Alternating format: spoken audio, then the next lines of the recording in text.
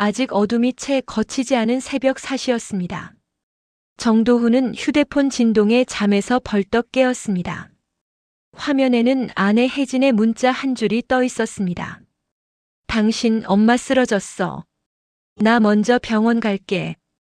도훈은 순간적으로 심장이 덜컥 내려앉았습니다.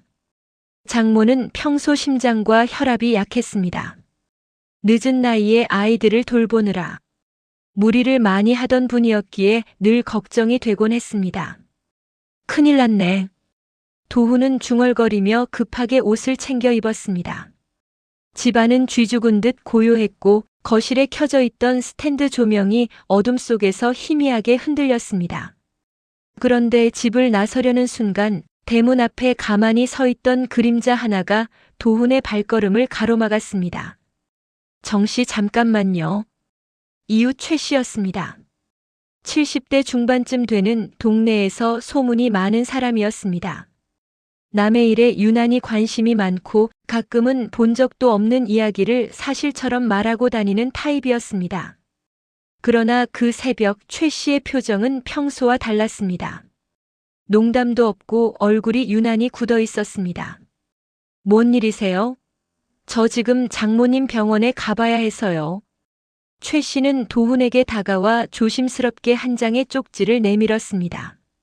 손이 떨리고 있었습니다. 지금 가면 안 됩니다. 네. 12시간 뒤에 가세요. 그러면 모든 비밀을 알게 됩니다. 도훈은 어이가 없었습니다. 아니, 지금 장모님이 쓰러졌는데 무슨 소립니까? 빨리 가봐야죠. 그러나 최 씨는 고개를 세차게 저었습니다. 진짜입니다. 정씨 제 말 믿으세요. 지금 병원에 가면 보고 싶지 않은 걸 보게 될 겁니다. 도훈은 짜증 섞인 한숨을 쉬었습니다. 최 씨, 이 새벽에 무슨 농담을 제 아내도 병원에 있다니까요. 최 씨는 입술을 깨물며 말했다. 아내분 병원에 없습니다. 순간 도훈의 머릿속이 하얗게 변했습니다. 뭐라고요? 지금 문자까지 왔다니까요? 문자만 왔지요. 정씨 그 문자가 어디서 온 건지 누가 보낸 건지 생각해 보셨어요? 도훈은 휴대폰 화면을 다시 들여다보았습니다. 발신자 혜진. 문자 시각 358. 평소와 다를 게 없는 문자였습니다. 하지만 새벽 단 한 줄. 그리고 전화는 계속 받지 않았습니다. 도훈은 갑자기 심장이 빠르게 뛰기 시작했습니다. 저는 갑니다. 이런 이상한 말 듣고 있을 시간 없어요. 도훈이 발을 떼려는 순간 최 씨가 그의 팔을 꽉 붙잡았습니다. 예상 외로 힘이 셌습니다. 가시면 후회합니다. 그리고 아내분 어젯밤에 제가 목격했습니다. 병원에 간 게 아닙니다. 그 말에 도훈의 동공이 흔들렸습니다. 무슨 소리를 하는 건데요? 제 아내를 왜? 말하고 싶지 않았는데. 아내분 어떤 남자와 만나고 있었습니다. 아주 늦은 시간에. 순간 도훈은 몸이 굳어버렸습니다. 말도 안 되는 소리라고 생각하면서도 온몸에 혈이 빠져나가는 기분이었습니다. 그 남자와 장모님 쓰러진 시간도 관련이 있습니다. 도훈은 말을 잃었습니다. 갑자기 새벽의 공기가 차갑고 서늘하게 느껴졌습니다. 그때였습니다. 멀리 골목 끝에서 검은 차량 한 대가 천천히 움직이며 이쪽을 향해 다가오는 것이 보였습니다. 헤드라이트가 켜지지 않아 실루엣만 보였지만 그 움직임은 분명 누군가 이 집을 지켜보는 듯 했습니다. 최 씨가 속삭였습니다. 보이죠? 저 사람들 오늘 하루 절대 정씨 집에서 눈 떼지 않을 겁니다. 도훈은 순간 온몸이 굳었습니다. 차량은 집 앞을 스치듯 지나갔고 내부는 보이지 않았습니다. 하지만 차가 멈추지 않고 골목을 천천히 돌아나가는 모습은 충분히 섬뜩했습니다. 이 모든 게 정 씨가 생각하는 그런 문제가 아닙니다. 장모님 쓰러진 것도, 아내분이 사라진 것도, 그리고 저 쪽지도. 최 씨는 떨리는 목소리로 말했습니다. 12시간만 기다리세요. 그러면 보게 됩니다. 도훈은 쪽지를 손에 쥐고 서 있었습니다. 바람 한 점 없는 새벽, 이웃의 말도, 아내의 실종도, 의문의 차량도 모두 현실 같지 않았습니다. 그러나 한 가지는 분명했습니다. 아내는 현재 병원에 없었다. 그 사실이 도훈의 마음을 서서히 죄어왔습니다. 이웃 최 씨의 말이 귓가에 계속 맴돌았습니다. 아내분 병원에 없습니다. 어떤 남자와 만나고 있었습니다. 도훈은 머리가 지끈거렸습니다. 아무리 생각해도 말이 맞지 않았습니다. 혜진은 가족을 챙기느라 늘 바쁘고 한 번도 의심할 만한 행동을 한 적이 없는 사람이었습니다. 하지만 문자를 보낸 뒤 전화는 단 한 번도 받지 않았습니다. 도훈은 마음을 가다듬고 아내에게 전화를 다시 걸었습니다. 신호는 가는데 받질 않네. 신호음만 멍하게 반복될 뿐이었습니다. 도훈은 결국 결심했습니다. 기다릴 수가 없네. 병원부터 가봐야겠다. 그는 차로 향했습니다. 그런데 다시 무언가가 이상했습니다. 근처에서 막 지나갔던 검은 차량이 조금 떨어진 곳에 멈춰 서 있었습니다. 마치 도훈의 움직임을 확인하려는 듯 보였습니다. 도훈은 급히 차에 탔습니다.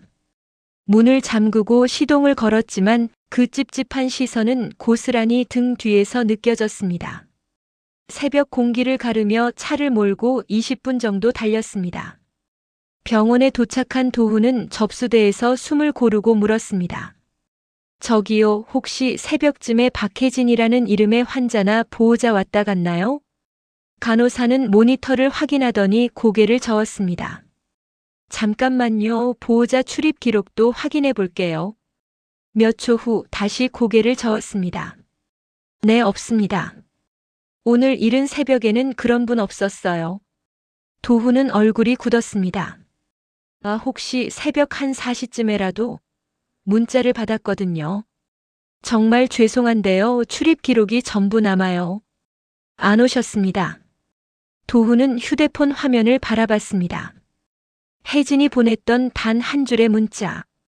그 문자가 머릿속에서 전혀 다른 의미로 읽히기 시작했습니다. 당신 엄마 쓰러졌어. 나 먼저 병원 갈게.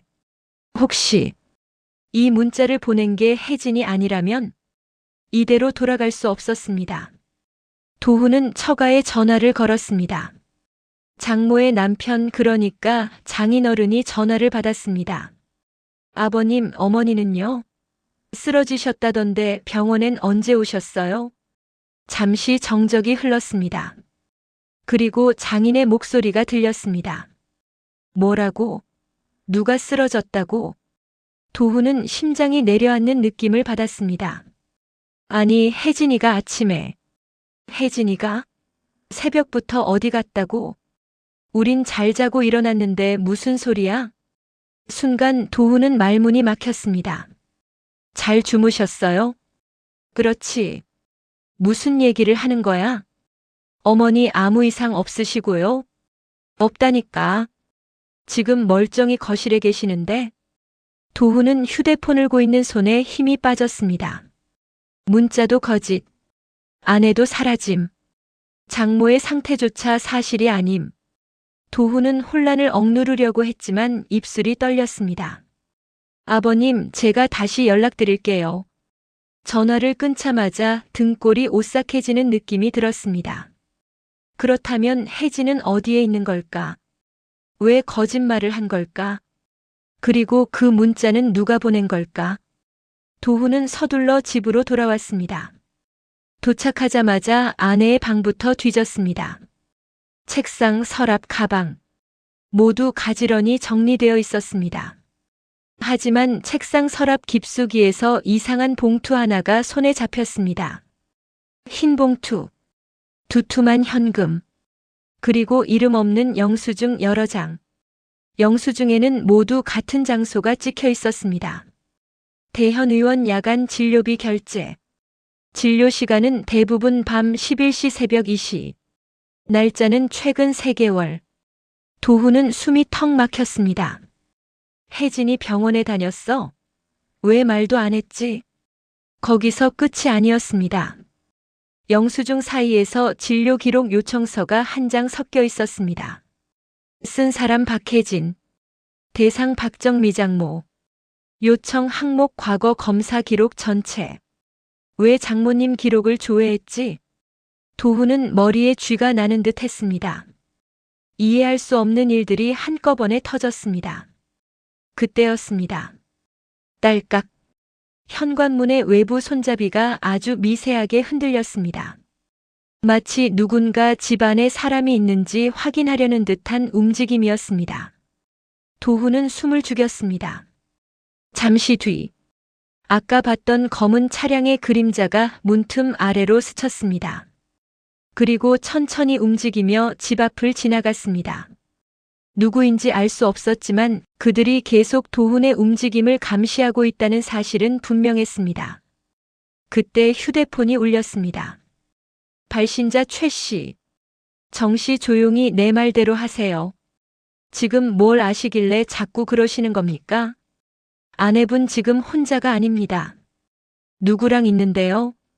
그건 나중에 말씀드릴게요. 일단 오늘만 절대 병원 쪽 방향으로 가지 마세요. 최 씨, 제 아내한테 무슨 일이 있는 겁니까? 최 씨는 낮고 떨리는 목소리로 말했습니다. 정 씨, 아내분이 숨기는 건 외도가 아니에요. 그보다 훨씬 깊고 어두운 일입니다. 말이 끝나자마자 전화가 끊겼습니다. 도훈은 말 그대로 아내가 사라졌다는 사실을 깨달았습니다. 그리고 자신이 모르는 세계에서 아내가 오래전부터 무엇인가에 얽혀 있었다는 사실도. 집안은 고요했지만 도훈의 머릿속은 시끄러웠습니다. 장모가 쓰러졌다는 문자는 거짓이었고 아내는 병원에도 가지 않았으며 어디에 있는지도 알 수 없었습니다.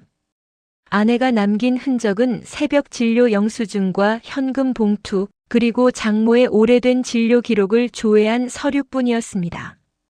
그 가운데 현관문 아래 들이치던 검은 차량의 그림자는 계속해서 두려움을 자극했습니다. 이대로 가만히 있다가는 오히려 위험할 수도 있겠다는 생각이 들었습니다. 도훈은 결국 결심했습니다. 지금 답을 줄 사람은 한 명뿐이었습니다. 그를 이 새벽에 붙잡아 세워 쪽지까지 준 사람 최 씨. 도훈은 코트를 걸치고 밖으로 나섰습니다. 바람이 차갑게 볼을 스쳤습니다. 최 씨의 집은 바로 맞은편 담장 너머였습니다. 차를 타고 어디론가 사라질까봐 황급히 문을 두드렸습니다.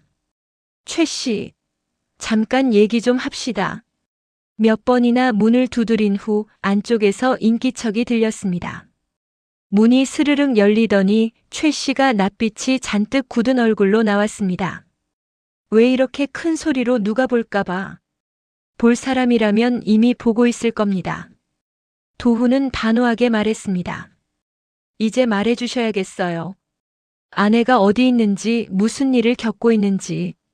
최 씨는 주변을 긴장한 눈빛으로 살피더니 도훈을 집 안으로 들였습니다. 살짝 켜진 전등 하나가 거실을 흐릿하게 밝히고 있었습니다. 정 씨, 내가 오늘 새벽에 본 걸 말하면 아마 충격받으실 겁니다. 이제 충격이고 뭐고 없습니다. 말하세요. 최 씨는 깊은 한숨을 내쉬었습니다. 어젯밤입니다. 밤 11시 조금 넘었을 때 아내분이 집에서 나가는 걸 봤습니다. 그 시간에 혼자 나오는 건 처음 봤기에 이상해서 내가 조금 뒤따라갔습니다. 도훈의 가슴이 철렁 내려앉았습니다. 그래서요? 동네 큰 길에서 낯선 남자 한 명을 만났습니다. 두 사람 꽤 오래 얘기를 나눴습니다. 아주 가까운 사이처럼. 도훈은 숨을 삼켰습니다. 가까운 사이요? 정확히는 싸우는 듯 하면서도 협박에 가까웠습니다. 남자가 아내분 손목을 두세 번이나 붙잡았어요. 아내분은 계속해서 그만 좀 하라고 말했고요. 도훈은 잠시 멍해졌습니다. 외도 같은 게 아니라 협박. 그게 더 무서웠습니다. 그 남자 누구였습니까? 그걸 모르니까 문제죠. 최 씨는 떨리는 손으로 종이를 펼쳤습니다. 나는 그 남자가 떠난 뒤에 아내분이 떨리는 손으로 떨어뜨린 이걸 주었습니다. 도훈은 종이를 받았습니다. 작은 접지 형태의 메모지. 펼쳐보자 의외의 내용이 적혀 있었습니다. 당신 어머니 일 내가 다 알고 있어. 도훈은 동작을 멈추었습니다. 숨이 턱 막히듯 멎었습니다. 이게 대체 정 씨, 이 말이 무슨 뜻인지 알고 계십니까? 모릅니다. 그런데 혜진이가 왜 이런 걸 들고 있었을까요? 내 생각에는 어쩌면 그 남자가 아내분을 계속 쥐고 흔들어 온 것 같습니다. 아내분은 정 씨에게 말 못할 사정이 있었던 모양입니다. 도훈은 머리를 감쌌습니다. 장모님이랑 무슨 관련이 있는 겁니까? 최 씨는 고개를 끄덕였습니다. 그렇습니다. 아내분이 무슨 일을 겪고 있는지 알려면 장모님 30년 전 일을 알아봐야 합니다. 도훈은 그 말을 듣고 크게 눈을 떴습니다. 30년 전 이 동네에서 있었던 그 사건 말입니까? 최 씨는 조용히 고개를 끄덕였습니다. 정 씨, 그때 실종된 그 사람 장모님과 깊은 관련이 있었던 거 알고 계십니까? 도훈은 또 한 번 말을 잃었습니다. 말도 안 되는 소리입니다. 안 되는 말이 벌써 정 씨 집 앞까지 와 있고 정 씨 아내분도 사라졌습니다. 침묵이 길게 이어졌습니다. 최 씨는 조심스레 손을 모았습니다. 정 씨, 아내분은 단순히 사라진 게 아닙니다. 누군가에게 따라다님을 받고 있었습니다. 어젯밤도 그 남자가 멀리서 계속 감시했어요. 도훈은 갑자기 머리가 어지러질했습니다. 그럼 지금 우리 집을 어슬렁거리던 그 검은 차도 그 남자일 가능성이 높습니다. 말끝이 떨어지자마자 밖에서 깜깜한 창문을 스치는 헤드라이트 없는 차의 그림자가 지나갔습니다. 두 사람은 동시에 창문 쪽을 바라보았습니다. 조용하고 무겁고 무서운 침묵이 방 안을 채웠습니다. 최 씨가 낮은 목소리로 말했습니다. 정 씨, 아내분이 숨기고 있는 진짜 비밀은 장모님이 관련된 옛 사건입니다. 도훈은 그제서야 깨달았습니다. 아내가 사라진 이유는 외도 때문도 아니고 가출 때문도 아니었다. 그녀는 누군가에게서 지키기 위해 움직이고 있었던 것이다. 도훈은 최 씨의 집을 나와 다시 집으로 돌아왔습니다. 그 짧은 길이 그렇게 길게 느껴진 적은 없었습니다. 밤은 이미 끝났고 하늘은 조금씩 밝아오기 시작했지만 도훈의 마음속은 더 깊은 밤으로 가라앉는 듯 했습니다. 집 문을 닫자마자 그는 벽에 기대어 눈을 감았습니다. 아내가 남자와 실랑이를 벌였다는 사실, 그 남자가 장모의 오래된 일까지 알고 있다는 메모, 그리고 새벽부터 따라다니던 검은 차량. 대체 뭘 숨기고 있었던 거지? 도훈은 더 생각할수록 답이 나오지 않는다는 걸 깨달았습니다. 하지만 병원에는 여전히 의문이 남아 있었습니다. 아내는 분명 장모의 진료 기록을 조회했는데 정작 장모는 멀쩡했습니다. 그럼 새벽에 병원에 갔다 온 사람은 누구였을까? 도훈은 결국 다시 병원으로 향했습니다. 이미 몇 시간 전에도 갔다 왔지만 이번에는 다른 목적이었습니다. 혹시 누가 새벽에 기록을 열람한 걸 본 사람이 있을지도 몰라. 병원은 아침이라 북적거리고 있었습니다. 도훈은 접수대 근처 의자에 앉아 간호사들이 교대하는 모습을 바라보았습니다. 그때 이전에 봤던 간호사와는 다른 더 나이가 있는 수간호사쯤 되어 보이는 여성이 지나갔습니다. 저 잠시만요. 도훈이 손을 들어 조심히 불렀습니다. 혹시 새벽에 제가 찾던 분이 왔었는지 확인 좀 해주실 수 있을까요? 수간호사는 약간 피곤한 눈으로 그를 바라봤습니다. 새벽이라 제가 있었을 시간은 아니고요. 누굴 찾으세요? 박혜진이라고 합니다. 제 아내인데 새벽에 이 병원에 왔다고 해서요. 수간호사는 잠시 고민하더니 손짓했습니다. 잠깐만요. 새벽 근무 들어간 친구가 저기 끝에서 쉬고 있을 겁니다. 가서 한번 물어보세요. 도훈은 안내받은 곳으로 향했습니다. 휴게실 근처에서 한 젊은 간호사가 커피를 마시며 스트레칭을 하고 있었습니다. 실례합니다. 몇 가지 여쭤봐도 될까요? 그녀는 도훈의 얼굴을 보고 약간 놀란 듯 했습니다. 혹시 아침에 오셨던 분 아니세요? 네. 맞습니다.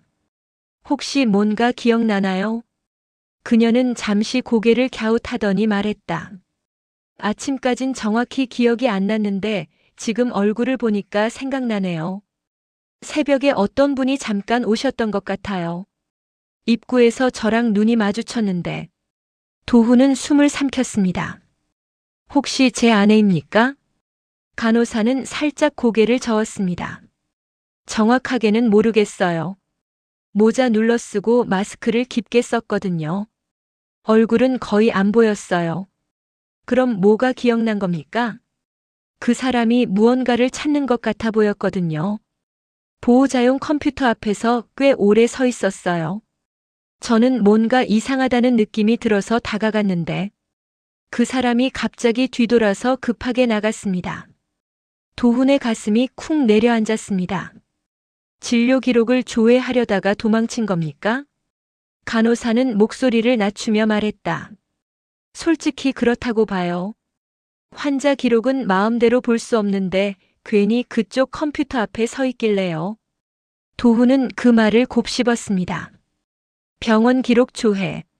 아침에도 기록 조회 요청서. 아내의 새벽 영수증들. 장모와 관련된 메모를 남긴 낯선 남자. 조각들이 점점 한 곳으로 모이는 느낌이었습니다. 그러나 그 조각은 아직 정확한 모양을 이루지 않았습니다. 혹시 그 사람이 장모님의 기록을 봤습니까? 박정미라고 합니다. 간호사는 고개를 저었습니다. 기록을 보려고 했는지 그냥 서 있었던 건지는 정확히 모르지만 찾는 느낌이 강하긴 했어요. 그리고 한 가지 이상한 점이 있긴 했어요. 도훈은 반사적으로 물었습니다. 뭐가요? 그 사람이 몸을 자꾸 뒤로 돌려서 누군가를 경계하는 느낌이었어요. 마치 누가 따라온 것처럼요. 순간 도훈의 머릿속에 어젯밤 골목길에 서 있던 검은 차량이 떠올랐습니다. 그 사람이 혹시 누군가를 피해 들어온 걸까요? 그럴 수도 있죠. 아무튼 서둘러 나가긴 했어요. 뛰다시피 도훈의 손끝이 서서히 차가워졌습니다. 감사합니다. 정말 이렇게라도 알려주셔서. 그가 고개를 숙이려는 순간 간호사가 한마디를 덧붙였습니다. 아, 그리고 그 사람이 나가기 바로 전 보호자용 컴퓨터로 뭔가 눌렀던 건 확실해요. 뭔가를 눌렀다고요? 네. 근데 기록이 없어요. 조회한 흔적도 없는데 컴퓨터는 분명 사용됐어요. 도훈은 순간 섬뜩해졌습니다. 혹시 그게 가능합니까? 보통은 불가능하죠. 기록이 남아야 하니까. 간호사는 도훈의 눈치를 살피며 말을 이었습니다. 다만 직원 계정으로 로그인했다면 흔적을 남기지 않을 수도 있어요. 비밀번호를 알고 있거나 알아낸 사람이면. 도훈은 그대로 굳어버렸습니다. 직원 계정. 흔적 없이 기록 열람. 그럼 그 사람이 아내가 아닐 수도 있다는 건가? 아니면 아내가 병원 직원 계정까지 알아냈단 말인가? 도훈은 깊은 혼란 속에 빠졌습니다. 밖으로 나오자 찬 공기가 얼굴을 스쳤습니다. 병원 주차장 한켠에는 여전히 검은 차량 몇 대가 섞여 있었지만 그중 한 대가 유난히 눈에 밟혔습니다. 몇 시간 전 집 앞에서 보였던 것과 비슷한 차량. 도훈은 다가가 번호판을 확인하려 했으나 차는 그 순간 부드럽게 움직이며 주차장을 벗어나기 시작했습니다. 마치 도훈이 다가오면 움직이듯. 도훈은 서서 그 차량이 멀어지는 모습을 바라보았습니다. 아내가 사라진 것은 단순한 실종이나 가출이 아니었습니다. 그리고 이제 확신할 수 있었습니다. 누군가가 아내뿐 아니라 도훈을 포함한 온 가족을 지켜보고 있었다. 그것도 아주 오래전부터. 집으로 돌아온 저는 거실에 앉아 한동안 멍하니 창밖만 바라보았습니다. 저녁 무렵까지도 아내는 병원에 머물러 있었고 최 씨의 말은 끊임없이 머릿속을 맴돌았습니다. 어르신의 마지막 안부 인사가 자기 부인을 걱정하는 말이었다.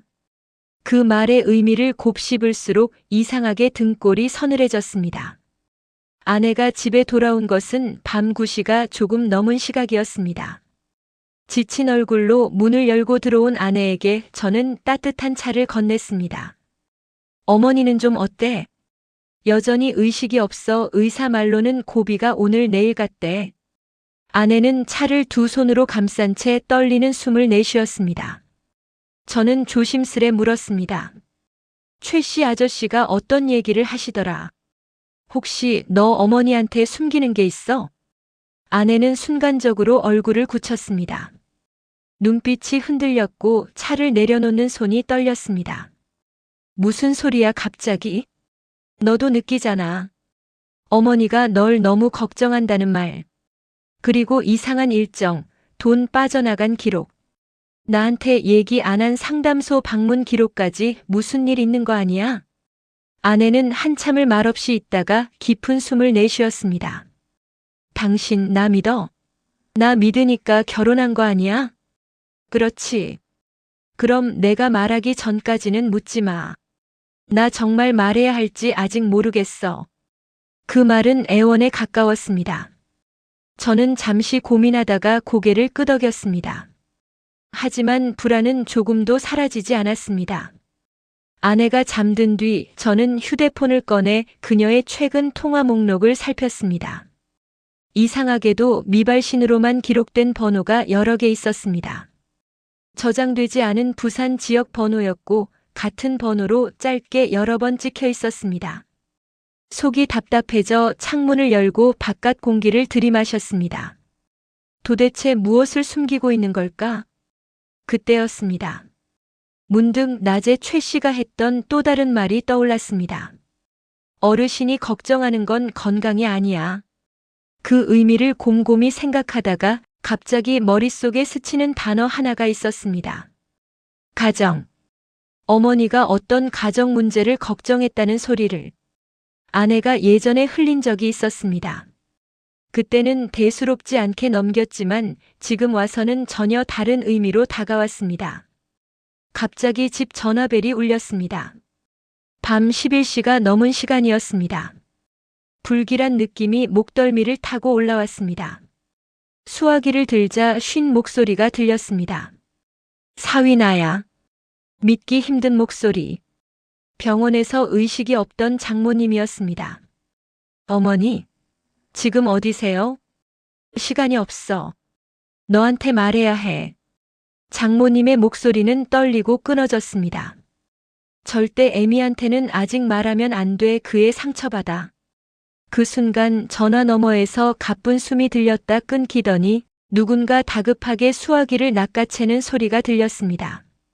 그리고 낮게 웅얼거리는 남자의 목소리가 들렸습니다. 지금 움직이지 마십시오. 이미 시작됐습니다. 그 말과 함께 통화는 끊겼습니다. 저는 수화기를 든 채로 얼어붙었습니다. 어머니는 의식이 없는 게 아니었습니다. 그리고 누군가가 그녀 곁에 있었습니다. 다음 순간 집 밖에서 찰칵하는 소리가 들렸습니다. 마치 누군가 문 앞에서 사진을 찍은 듯한. 이제는 명백했습니다. 무언가 거대한 일이 벌어지고 있었고 저는 이미 그 안에 발을 들여놓고 있었습니다. 문 밖에서 들린 찰칵 소리는 너무 생생했습니다. 저는 숨을 죽인 채 문 앞으로 다가가 구멍을 들여다보았습니다. 복도는 고요했고 사람 그림자 하나 보이지 않았습니다. 그러나 바닥에는 아주 작고 검은 점 같은 것이 놓여 있었습니다. 조심스레 문을 열어 확인해 보니 그것은 작은 메모리 카드였습니다. 순간적으로 등골이 오싹해졌습니다. 누가 왜 이런 것을 우리 집 문 앞에 둔 것일까? 그저 장난이라고 하기엔 앞서 전화에서 들은 장모님의 떨리는 목소리와 남자의 낮은 경고가 너무도 현실적이었습니다. 저는 메모리 카드를 손에 쥐고 집 안으로 들어왔습니다. 아내는 깊이 잠들어 있었습니다. 혹시 깨울까 망설였지만 장모님이 애미한테는 아직 말하지 말아라고 했던 말이 떠올랐습니다. 저는 카드를 노트북에 꽂았습니다. 폴더 하나. 이름은 A-3. 열어보니 영상 파일이 하나 있었습니다. 저는 손바닥에 땀이 베어드는 것을 느끼며 재생 버튼을 눌렀습니다. 화면 속에 나타난 것은 낡은 병원 복도 그리고 장모님이 휠체어에 앉은 모습이었습니다. 그 앞에는 아내가 서 있었습니다. 하지만 아내의 표정은 제가 평소 보던 모습과 달랐습니다. 분노, 절망, 두려움 그것들이 뒤엉켜 있었습니다.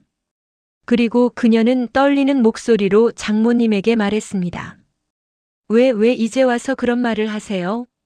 저는 어떻게 살라고요? 장모님은 힘겹게 고개를 저었습니다. 미안하다 하지만 그건 사실이야. 내가 내 친부에 대해 알아야 할 때가. 아내는 장모님의 말을 끊었습니다. 그 사람은 이미 끝난 사람이라면서요. 죽었다고 했잖아요.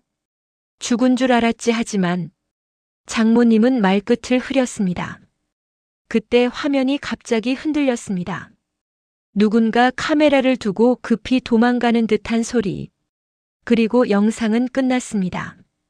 저는 화면을 멍하니 바라보다가 결국 입을 앙다물었습니다. 아내는 자기 친부에 대해 숨기고 있었던 것입니까? 그리고 장모님은 그 진실을 알고 있었고 그것을 말하는 걸 두려워했습니다. 그때였습니다. 조용하던 집안에서 갑자기 바람처럼 스치는 소리가 들렸습니다. 쉿. 저는 즉시 고개를 돌렸습니다. 그리고 제 노트북 뒤편 창문이 아주 조금 열려 있었습니다. 누군가 바깥에서 막 손을 뗀 듯 커튼이 흔들리고 있었습니다. 저는 즉시 창문 밖을 내다보았습니다. 그리고 그 순간 아파트 건너편 건물 옥상에서 검은 코트를 입은 누군가가 저를 내려다보고 있는 것을 발견했습니다. 눈이 마주치자 그 사람은 지체 없이 몸을 돌려 사라졌습니다. 그때 뒤에서 아내의 목소리가 떨리며 들렸습니다. 당신 지금 뭐 보고 있는 거야? 저는 천천히 몸을 돌렸습니다. 아내는 눈물이 맺힌 채 문틈에서 저를 바라보고 있었습니다. 그리고 그녀의 손에는 병원에서 사용하던 출입카드가 쥐어져 있었습니다. 당신 나한테 말해야 할 게 많아. 아내의 목소리는 흔들렸지만 단호했습니다. 근데 나 혼자만의 얘기가 아니야. 오늘 밤 우리 누군가한테 지켜보고 있었어. 저는 숨을 삼켰습니다. 이미 그 사실을 알고 있었다. 우리는 지금 완전히 둘러싸여 있었다. 아내는 거실 불도 켜지 않은 채 어둠 속에서 저를 바라보고 있었습니다. 그녀의 손에 들린 병원 출입카드는 손가락 힘이 들어가 미세하게 떨리고 있었습니다. 저는 노트북 화면을 닫고 천천히 그녀에게 다가갔습니다. 방금 창문 너머에서 누가 우리를 보고 있었어. 제가 말하자 아내의 얼굴이 더 하얗게 질렸습니다. 역시 시작됐구나. 그녀는 조용히 소파에 앉았습니다. 저도 맞은편에 앉자 아내는 깊은 숨을 들이쉬고 말문을 열었습니다. 내 친부 그 사람 죽지 않았어. 저는 이미 영상으로 짐작했지만 직접 듣자 충격이 더 크게 밀려왔습니다. 그럼 살아있다는 거야? 응. 아니 살아있었어. 아내는 고개를 숙였고 손끝이 차갑게 떨렸습니다. 문제는 그 사람이 그냥 지나간 사람이 아니라는 거야. 저는 그 말의 의미를 파악하지 못한 채 물었습니다. 도대체 누구인데 그래? 아내는 잠시 말을 멈췄다가 떨리는 목소리로 대답했습니다. 우리 아파트 근처 한때 큰 사건 있었잖아. 20년 전에. 투자 사기로 몇십 명이 피해보고 그중엔 사망자도 있었고. 그 사건을 저는 알고 있었습니다. 지역 뉴스로 크게 다뤄졌고 피해자가 아주 많았던 대형 사건이었습니다. 아내는 낮은 목소리로 이어 말했습니다. 그 사람이 내 친부야. 순간적으로 숨이 멎는 듯 했습니다. 아내는 손끝으로 이마를 누르며 말을 이어갔습니다. 엄마가 나한테 늘 말했어.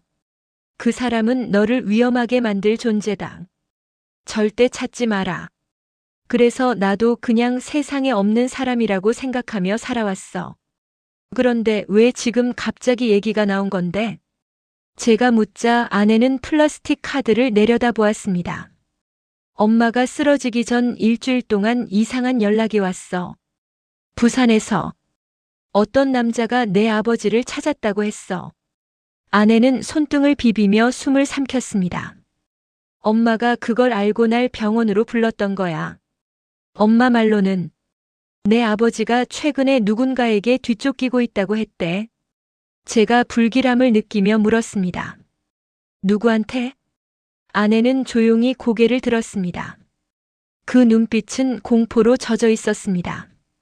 피해자 중 일부 가족들 혹은 관련된 사람들. 그 사람들은 아직도 그 사건이 끝났다고 생각하지 않대. 그 순간 저는 낮에 장모님과 통화했을 때 뒤에서 들렸던 남자의 숨소리를 떠올렸습니다. 그리고 통화 마지막에 들렸던 말. 지금 움직이지 마십시오. 이미 시작됐습니다. 그 남자가 피해자 쪽 사람인지 아니면 전혀 다른 의도인지는 알 수 없었습니다. 그때였습니다. 아내의 휴대폰이 갑자기 울렸습니다. 밤 1시가 훌쩍 넘은 시간. 스크린에는 저장되지 않은 번호 부산. 아내는 얼어붙은 채 휴대폰을 바라보다가 조심스레 받았습니다. 여보세요? 들려온 목소리는 쉰 중년 남자였습니다. 따님 맞으시죠? 아내는 숨을 들이켰습니다. 누구세요? 저는 당신 아버지의 지인이었습니다. 아내의 손이 바르르 떨렸습니다. 아버지는 지금 어디 계세요? 잠시 정적이 흐르더니 남자는 낮은 목소리로 말했습니다. 돌아가셨습니다. 순간 아내는 휴대폰을 떨어뜨릴 뻔했습니다. 저는 즉시 그녀의 손을 잡아주며 지켜봤습니다. 남자의 말은 계속되었습니다. 그분은 죽기 전에 자기 딸이 위험해질 거라고 했습니다. 그리고 마지막 부탁을 남겼습니다. 아내의 입술이 파르르 떨렸습니다. 무슨 부탁이요? 남자는 한 단어씩 끊어 말했습니다. 그의 어미를 지켜라. 그리고 절대 병원엔 보내지 마라. 라고 했습니다. 저는 온몸이 얼어붙었습니다. 지금 장모님은 병원에 있습니다. 그리고 그녀는 오늘 아까 저에게 시간이 없다고 말했습니다. 아내는 눈을 치켜떴습니다. 왜 병원에 보내지 말라는 건데요? 남자는 숨을 고르고 낮고 어두운 목소리로 말했습니다. 병원엔 이미 그 사람들이 있습니다. 장모님은 아마 지금 바로 그때 뚜마이너스 통화가 끊겼습니다. 그리고 거실 창문 밖에서 또 한 번 카메라 셔터 소리 같은 소리가 들렸습니다. 저는 숨도 쉬지 못한 채 창밖을 바라봤습니다. 이번에는 확실히 보였습니다. 건너편 옥상에서 두 명이 저희 집을 향해 카메라 렌즈를 들고 있었습니다. 아내는 떨리는 목소리로 말했습니다. 우리 지금 당장 집을 떠나야 해. 이미 모든 것은 돌이킬 수 없는 지점에 와 있었습니다. 아내의 말에 저는 숨을 고르고 고개를 끄덕였습니다. 그래. 지금 당장 나가자. 집안엔 이미 우리가 오래 머문다는 것이 위험하다는 긴장감이 가득했습니다. 저는 최소한의 짐만 꾸렸습니다. 지갑, 휴대폰, 보조 배터리, 그리고 문제의 메모리 카드. 아내는 떨리는 손으로 가방을 가볍게 챙기며 중얼거렸습니다. 엄마 병원에 있는데 그냥 이렇게 두고 가도 되는 걸까? 저는 그녀의 어깨에 손을 올리며 말했습니다. 어머니가 직접 말했어. 지금 움직이지 말라고. 그리고 아까 통화에서도 병원이 위험하다고 했잖아. 지금은 우리부터 벗어나야 해. 아내는 눈물을 삼키며 고개를 끄덕였습니다. 현관에 서서 신발을 신으려던 그때 문 아래 틈으로 무언가 스르륵 밀려 들어오는 소리가 들렸습니다. 저는 깜짝 놀라 바로 뒷걸음질 쳤습니다. 바닥에는 검은색 봉투가 하나 놓여 있었습니다. 결코 우연일 수 없는 타이밍. 아내는 숨을 삼키며 속삭였습니다. 절대 열지 마. 하지만 이대로 두고 나갈 수도 없었습니다. 저는 장갑을 끼고 조심스레 봉투를 열었습니다. 그 안에는 종이 한 장과 한 장의 사진이 들어 있었습니다. 사진에는 병원 응급실 앞에서 바닥에 쓰러진 장모님이 찍혀 있었습니다. 그 뒤로 어떤 남자가 장모님을 끌어안고 끌어당기는 듯한 모습이 흐릿하게 찍혀 있었습니다. 아내는 사진을 보자마자 비명을 삼켰습니다. 저 사람 누구야? 저는 봉투 속 종이를 펼쳤습니다. 거기엔 글자가 단 한 줄만 적혀 있었습니다. 12시간 뒤에 다시 연락하겠다. 움직이지 마라. 그리고 아래엔 이상한 숫자 조합이 적혀 있었습니다. A-3-7. 저는 즉시 낮에 봤던 메모리 카드의 폴더 이름 A-3를 떠올렸습니다. 아내도 같은 생각을 한 듯 얼굴이 굳었습니다. 저 숫자 영상이 더 있다는 뜻일까? 그때 갑자기 집안의 조명이 일제히 깜빡이기 시작했습니다. 딩동. 초인종이 울렸습니다. 우리는 그대로 얼어붙었습니다. 지금 이 시간에 초인종을 눌 사람은 거의 없습니다. 아내는 입술을 깨물며 제 손목을 꽉 잡았습니다. 초인종은 다시 울렸습니다. 딩동, 딩동. 점점 더 세차고 빠르게. 저는 조심스럽게 도어 위로 다가가 밖을 들여다보았습니다. 복도는 어둡게 잠겨 있었고 CCTV 사각지대 쪽에 검은 모자를 쓴 남자가 서 있었습니다. 그 남자는 문 앞으로 성큼 다가오더니 문틈 아래로 새로운 사진을 한 장 밀어 넣었습니다. 그 사진 속엔 우리 부부가 방금 거실에서 짐을 싸는 모습이 찍혀 있었습니다. 아내는 그 사진을 보자마자 숨을 들이켰습니다. 우리 집 안을 보고 있는 거야? 저는 온몸에 소름이 돋았습니다. 집안을 지켜보는 기기가 있을 가능성이 너무도 컸습니다. 결국 저는 결심했습니다. 안 되겠다. 지금 바로 나가자. 어디로? 일단 지하 주차장으로 내려가고 차는 두고 나와서 택시를 잡자. 차도 감시하고 있을 수 있어. 우리는 가능한 한 조용하고 빠르게 움직였습니다. 엘리베이터는 위험해 보였기에 계단으로 내려가기 시작했습니다. 긴 계단을 내려가는 동안 아내는 벽에 손을 짚고 낮게 말했습니다. 당신 혹시 그 A-3-7이 다음 영상 파일이라는 생각 안 들어? 그럴 수도 있겠지. 그렇다면 그 사람이 우릴 도와주는 건지 협박하는 건지 아직 모르겠다는 거잖아. 저는 대답하지 못했습니다. 지금 눈앞의 위협이 더 컸기 때문입니다. 1층에 거의 다다랐을 때였습니다. 위쪽 계단에서 쿵 하는 발걸음 소리가 들렸습니다. 무겁고 빠르게 내려오는 소리였습니다. 저는 아내에게 속삭였습니다. 뛰어! 우리는 1층 비상문을 밀고 나와 건물 밖으로 달려나갔습니다. 차가운 새벽 공기가 얼굴을 때렸습니다. 아파트 정문을 향해 뛰던 그때 검은색 밴이 아파트 골목으로 미끄러지듯 들어왔습니다. 운전석에 있는 남자가 우리를 정확히 바라보고 있었습니다. 아내는 절망적으로 중얼거렸습니다. 찾았다 그 사람들이.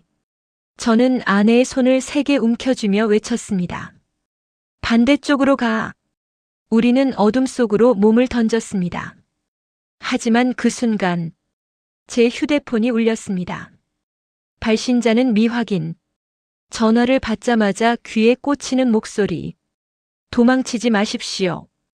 이미 당신들 위치는 모두 파악돼 있습니다. 저는 질끈 눈을 감았습니다. 이제 어디로 가야 하는 것일까? 그 목소리는 차갑고 담담했지만 그 안에 깔린 위협은 뼛속까지 파고들었습니다. 저는 숨을 몰아쉬며 골목 사이로 아내와 함께 뛰었습니다. 전화기 너머의 남자는 계속 말했습니다. 지금 도망치는 건 의미 없습니다. 이미 선택지는 단 하나뿐입니다. 저는 이를 악물고 외쳤습니다. 누구야? 왜 우리를 따라다니는 거야? 남자는 잠시 말이 없더니 낮고 묵직한 목소리로 대답했습니다. 당신 장모님이 알고 있던 진실을 우리가 먼저 전달하려는 겁니다. 저는 걸음을 멈출 뻔했습니다. 아내도 숨을 헐떡이며 물었습니다. 무슨 진실이요? 남자는 단단한 어조로 말했습니다. 전화로 말할 수 없습니다. 12시간 뒤 정오에 다시 연락드리겠습니다. 저는 분노를 참지 못하고 외쳤습니다. 그동안 우리 보고 그냥 숨어 있으라는 거야? 그러자 남자는 짧게 대답했습니다. 살고 싶다면 그렇게 하십시오. 그리고 통화가 끊겼습니다. 아내는 떨리는 손으로 제 손을 꽉 붙들었습니다. 이제 어떻게 우리 어디로 가야 해? 바로 그때 뒤쪽에서 검은 벤의 엔진 소리가 골목을 울리며 다가왔습니다. 아내는 공포에 질려 뒤를 돌아봤고 저는 그녀를 침착하게 붙잡았습니다. 일단 사람 많은 데로 가자. 밤이라도 편의점이나 큰 도로 쪽은 CCTV도 많고 차가 우리를 강제로 태우기 어렵겠지. 우리는 허둥지둥 골목을 빠져나와 큰 길로 뛰었습니다. 배는 골목에서 나오지 못하고 한참을 머물렀습니다. 아마 이쪽으로 나오는 CCTV가 부담스러웠을 것입니다. 저는 가까운 24시 카페로 아내를 데려갔습니다. 손님은 거의 없었고 새벽의 조용한 조명이 우리 얼굴을 창백하게 비추고 있었습니다. 우리는 구석자리에서 앉아 숨을 돌렸습니다.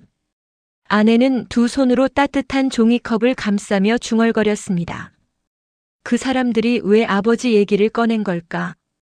저는 노트북을 다시 꺼내 메모리 카드를 확인했습니다. A-3 폴더 외에도 폴더 하나가 더 생겨 있었습니다. A-3-7. 아내가 제 어깨에 바싹 다가왔습니다. 이거 아까 봉투에 써 있던 숫자. 저는 무거운 마음으로 파일을 열었습니다. 폴더 안에는 영상이 하나 들어 있었습니다. 심장이 미친 듯이 뛰었습니다. 재생 버튼을 눌렀습니다. 화면 속 장소는 어두운 창고 같은 곳이었습니다. 천장에 흔들리는 백열등 아래 한 남자가 묶여 앉아 있었습니다. 얼굴은 모자이크 처리되어 있었지만 몸의 실루엣과 체형은 확실히 보였습니다. 그리고 영상의 오른쪽 아래엔 자막처럼 글자가 아주 작게 찍혀 있었습니다. 2023년 11월 부산. 아내는 손으로 입을 막았습니다. 저 사람 혹시... 아내의 말이 끝나기도 전에 영상 속 남자가 작은 목소리로 말을 시작했습니다. 내 딸은 아무 잘못이 없습니다. 부디 그의 어미만은 건드리지 말아주십시오. 아내는 그대로 얼어붙었고 손이 떨리기 시작했습니다. 저 목소리, 나 들어본 적 있어. 저는 대답하지 못했습니다. 영상 속 남자는 힘겹게 고개를 들었습니다. 그때 카메라 뒤에서 누군가 묻는 목소리가 들렸습니다. 그럼 왜 숨었나? 남자는 흐느끼듯 말했습니다. 20년 전 그 일, 나는 죄가 있습니다. 하지만 내가 벌을 받기 전 그 아이가 상처받을까 두려웠습니다. 아내는 고개를 숙이고 양손으로 얼굴을 가렸습니다. 눈물이 바닥에 뚝뚝 떨어졌습니다. 그때 영상 속에서 갑자기 큰 소리가 들렸습니다. 됐어. 끌고 가. 카메라가 급히 흔들렸고 영상은 검은 화면으로 전환되었습니다. 아내는 떨리는 목소리로 속삭였습니다. 맞아, 내 아버지야. 저는 그녀의 어깨를 감싸며 말했습니다. 그럼 저 사람들 내 아버지를... 아내는 고개를 천천히 저었습니다. 아니야, 저 영상 속 목소리. 그들이 우리를 쫓는 이유는 아버지를 해치려는 게 아니라... 아내는 갑자기 눈을 크게 떴습니다. 아버지가 남긴 무언가를 우리가 갖고 있다고 생각하는 거야. 그 순간 카페 창가에 세워져 있던 검은 밴이 다시 보였습니다. 조용히 우리 쪽 창문에 맞춰 멈춰 서 있었습니다. 그리고 조수석 쪽 창문이 천천히 내려가고 그 안에서 카메라 렌즈 하나가 우리 쪽을 향했습니다. 아내는 숨을 들이켰습니다. 또 찍고 있어. 저는 그녀의 손을 잡고 자리에서 일어났습니다. 이제 확실해졌어. 우린 그 사람들이 찾는 걸 갖고 있어. 그게 뭐야? 저는 카페 조명을 등지고 선 아내의 얼굴을 보며 낮게 말했습니다. 아마 내 아버지가 남긴 마지막 증거일 거야. 밖에서는 엔진 소리가 점점 커지고 있었습니다. 새벽은 깊어지고 있었고 우리를 둘러싼 그림자는 점점 더 좁혀오고 있었습니다. 병원 창밖으로 새벽 햇살이 스며들기 시작했습니다. 어머니의 회복은 빠르게 진행되고 있었지만 그동안 이어진 의문들은 쉽게 정리되지 않았습니다. 저는 병실 의자에 앉아 밤새 지켜보며 차가운 손을 주물렀습니다. 그때 어머니가 천천히 눈을 떴습니다. 왔냐? 힘없는 목소리였지만 정신은 어느 때보다 맑았습니다. 어머니, 이제 괜찮으세요? 제가 묻자 어머니는 제 손등을 살포시 잡았습니다. 내가 지난 세월 동안 말하지 못한 게 있다. 내가 들으면 마음이 아플까봐 숨긴 것이야. 하지만 이제는 말해야겠다. 저는 숨을 고르며 고개를 끄덕였습니다. 어머니는 천천히 말을 이어갔습니다. 내 아버지가 돌아가시기 전 받은 이상한 전화 사실 그 뒤로도 계속 괴상한 연락이 이어졌었다. 그리고 그 목소리의 주인이 누구인지 오래전에 알게 되었다. 저는 숨을 삼켰습니다. 누구였나요? 어머니는 눈을 내려뜨리며 낮게 대답했습니다. 최 씨다. 순간 등줄기에 한기가 스쳤습니다. 그가 제게 남긴 쪽지, 12시간을 기다리라던 이상한 경고, 불안하게 흔들리던 그의 눈빛. 전부 그와 연결되고 있었습니다. 어머니, 그럼 최 씨가 아버지의 죽음에? 제가 조심스럽게 묻자 어머니는 고개를 저었습니다. 아니다. 그는 내 아버지를 해치지 않았다. 오히려 지키려고 했던 사람이었다. 제가 놀라 눈을 크게 뜨려는 순간 병실 문이 조용히 열렸습니다. 그리고 그곳에 최 씨가 서 있었습니다. 손에는 오래된 서류철 한 권이 들려 있었고 그의 얼굴은 오랜 부담을 내려놓는 사람처럼 평온했습니다. 더 숨기면 죄가 될 것 같았습니다.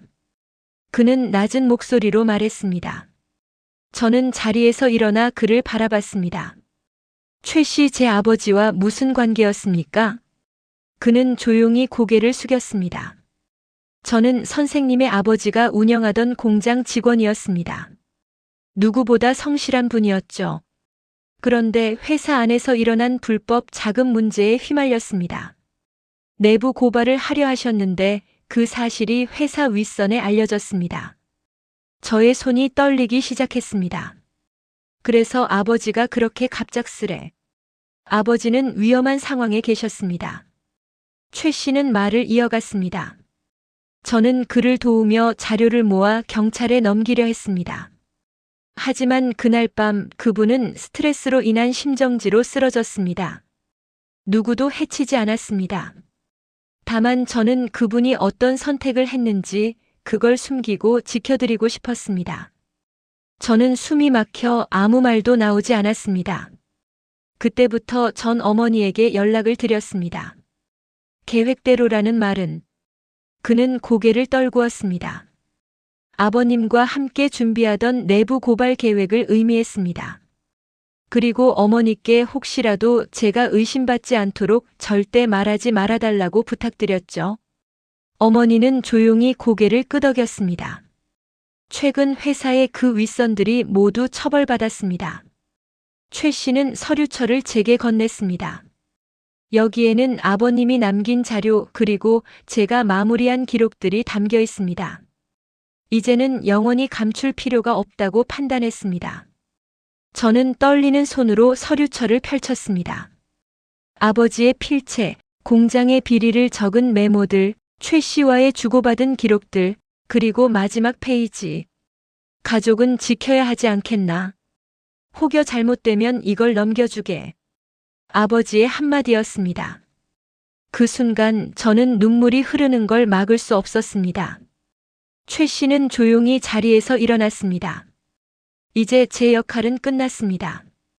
그분의 마지막 뜻을 당신이 알아주면 됩니다. 그는 고개 숙여 인사하고 조용히 병실을 나갔습니다. 문이 닫히자 어머니가 제 손을 꼭 잡으며 말했습니다. 이제 됐다. 내 아버지는 잘못한 게 없다. 우리 가족을 지키려 했을 뿐이다. 저는 서류철을 가슴에 안고 고개를 끄덕였습니다. 네, 어머니. 이제 정말 끝났습니다.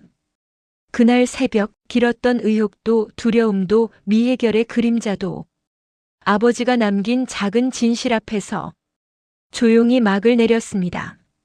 모든 것은 끝났고 아버지의 선한 마음만이 잔잔하게 우리 가족에게 남아 있었습니다.